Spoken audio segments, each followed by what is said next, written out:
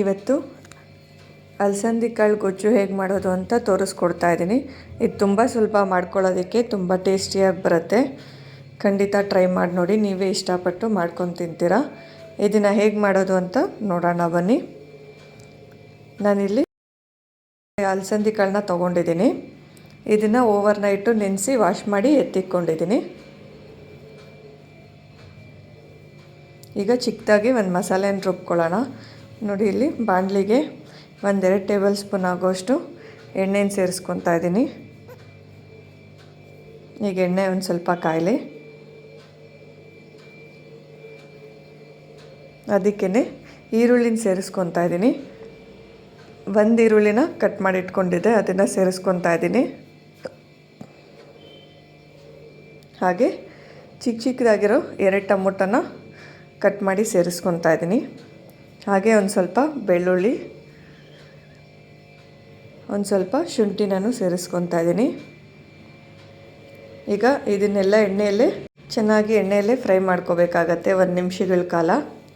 ನೋಡಿ, ಈ ಥರ ಸ್ಲಿಮ್ಮಲ್ಲೇ ಇಟ್ಕೊಂಡು ಈರುಳ್ಳಿ ಟೊಮೊಟೊ ಎಲ್ಲ ಸಾಫ್ಟಾಗೋ ಗಂಟನೂ ಚೆನ್ನಾಗಿ ಹುರ್ಕೋಬೇಕು.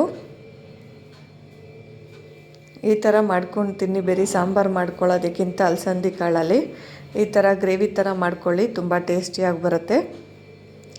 ನೋಡಿ, ನಾನಿವಾಗ 1 ನಿಮಿಷಗಳ ಕಾಲ ಚೆನ್ನಾಗಿ ಫ್ರೈ ಮಾಡ್ಕೊತೀನಿ. ನೋಡಿ, ಸೆಂಟ್ರಲ್ಲಿ ನಾನು ಆಗಾಗ ಮಿಕ್ಸ್ ಮಾಡ್ಕೊತಾ ಇದ್ದೀನಿ, ಇಲ್ದಿದ್ರೆ ಸಿದೋಗುತ್ತೆ. ಸ್ಲಿಮ್ಮಲ್ಲೇ ಇಟ್ಕೊಂಡು ಚೆನ್ನಾಗಿ ಫ್ರೈ ಮಾಡ್ಕೊಳ್ಳಿ. ನೋಡಿ, ಇನ್ನೂ ಒಂದು ಸ್ವಲ್ಪ ಬೇಯಬೇಕು. ನೋಡಿ, ಈರುಳ್ಳಿ ಕಲರೆಲ್ಲ ಚೇಂಜ್ ಆಗ್ತಾ ಬರ್ತಾ ಇದೆ. ಇನ್ನೊಂದು ಸ್ವಲ್ಪ ಟೊಮೊಟೊ ಸಾಫ್ಟ್ ಆದರೆ ಸಾಕಾಗತ್ತೆ. ನೋಡಿ, ಟೊಮೊಟೊ ಎಲ್ಲ ಸಾಫ್ಟಾಗಿ ಬೇಯ್ತಾ ಇದೆ.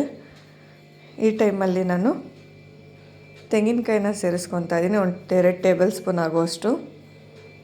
ಅದನ್ನು ಒಂದು ಸತಿ ಮಿಕ್ಸ್ ಮಾಡ್ಕೊಳ್ಳೋಣ, 1 ಸೆಕೆಂಡ್ ಹುರ್ಕೊಳ್ಳೋಣ.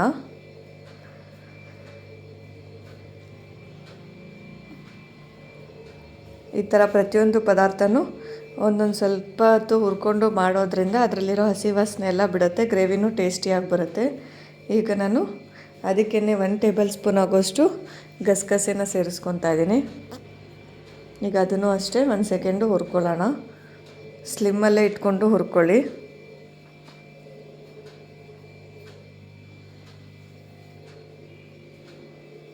ನೋಡಿ, ಈಗ ಟೊಮೊಟೊ ಈರುಳ್ಳಿ ಎಲ್ಲ ಸಾಫ್ಟಾಗಿ ಬೆಂದಿದೆ. ಈಗ ಒಂದು ಸ್ವಲ್ಪ ಕೊತ್ತಂಬರಿನ ಹಾಕ್ಕೊಂಡು ಸ್ಟವ್ ಆಫ್ ಮಾಡ್ಕೊಳ್ಳೋಣ. ಇದನ್ನು ತಣ್ಣಗಾಗಕ್ಕೆ ಬಿಟ್ಟು ರುಬ್ಕೊಬರೋಣ. ಅಷ್ಟೊತ್ತಿಗೆ ನಾನು ಕುಕ್ಕರ್ಗೆ 1-2 ಟೇಬಲ್ ಸ್ಪೂನ್ ಆಗೋಷ್ಟು ಎಣ್ಣೆನ ಸೇರಿಸ್ಕೊತಾ ಇದ್ದೀನಿ. ಹಾಗೆ ಒಂದು ಚಿಕ್ಕದಾಗಿ ಕಟ್ ಮಾಡಿ ಇಟ್ಕೊಂಡಿರೋ ಈರುಳ್ಳಿನ ಸೇರಿಸ್ಕೊತಾ ಇದ್ದೀನಿ. ಈರುಳ್ಳಿನೂ ಅಷ್ಟೇ 1 ಸೆಕೆಂಡು ಚೆನ್ನಾಗಿ ಹುರ್ಕೋಬೇಕು. ಒಂದು ಸ್ವಲ್ಪ ಕಲರ್ ಚೇಂಜ್ ಆಗೋ ಗಂಟನೂ ಈರುಳ್ಳಿನ ಚೆನ್ನಾಗಿ ಫ್ರೈ ಮಾಡ್ಕೋಬೇಕು.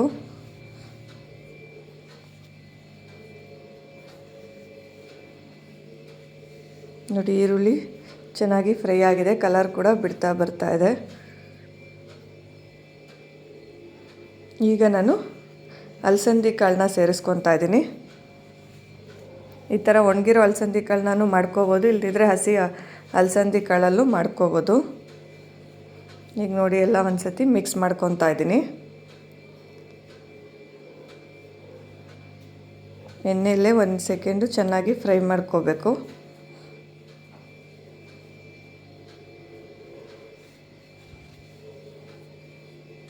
ಈಗ ರುಬ್ಬಿರೋ ಮಸಾಲೆನ ಸೇರಿಸ್ಕೊತಾ ಇದ್ದೀನಿ. ನಾವು ಹುರಿದಿಟ್ಕೊಂಡಿದ್ವಲ್ಲ ಈರುಳ್ಳಿ ಟೊಮೊಟೊ ಎಲ್ಲ, ಅದನ್ನು ನಾನು ನೈಸಾಗಿ ಪೇಸ್ಟ್ ಆಗೋ ರೀತಿಯಲ್ಲಿ ರುಬ್ಕೊಂಡಿದ್ದೆ, ಅದನ್ನು ಸೇರಿಸ್ಕೊತಾ ಇದ್ದೀನಿ. ಈಗೆಲ್ಲ ಒಂದು ಸತಿ ಮಿಕ್ಸ್ ಮಾಡ್ಕೊಳ್ಳೋಣ.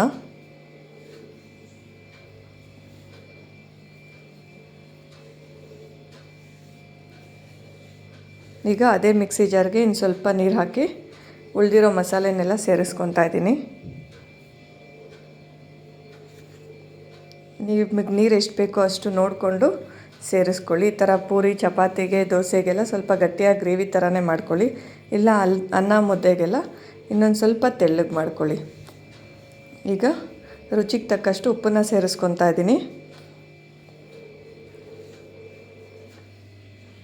ಹಾಗೆ ಸ್ಪೈಸಸ್ನ ಸೇರಿಸ್ಕೊತಾ ಇದ್ದೀನಿ. ಚಿಲ್ಲಿ ಪೌಡ್ರನ್ನ ಸೇರಿಸ್ಕೊತಾ ಇದ್ದೀನಿ 1 ಟೇಬಲ್ ಸ್ಪೂನ್ ಆಗೋಷ್ಟು. ಹಾಗೆ ಗರಂ ಮಸಾಲಾನ ಸೇರಿಸ್ಕೊತಾ ಇದ್ದೀನಿ, ಅದು 1 ಟೇಬಲ್ ಸ್ಪೂನ್ ಆಗೋಷ್ಟು. ಧನಿಯಾ ಪುಡಿನ ಸೇರಿಸ್ಕೊತಾ ಇದ್ದೀನಿ, ಅದು 1 ಟೇಬಲ್ ಸ್ಪೂನು. ಈಗೆಲ್ಲ ಮಿಕ್ಸ್ ಮಾಡ್ಕೊಳ್ಳೋಣ. ಆ ಸ್ಪೈಸಸ್ ಎಲ್ಲ ಮಸಾಲೆಗೆ ಹೊಂದ್ಕೋಬೇಕು, ಆ ಥರ ಮಿಕ್ಸ್ ಮಾಡ್ಕೊಳ್ಳಿ.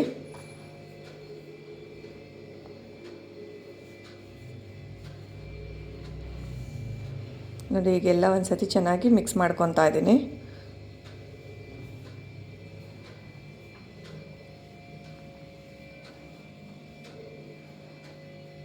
ಈಗ ನಿಮಗೆ ನೀರು ಎಷ್ಟು ಬೇಕೋ ಅಷ್ಟು ನೋಡಿಕೊಂಡು ಸೇರಿಸ್ಕೊಳ್ಳಿ.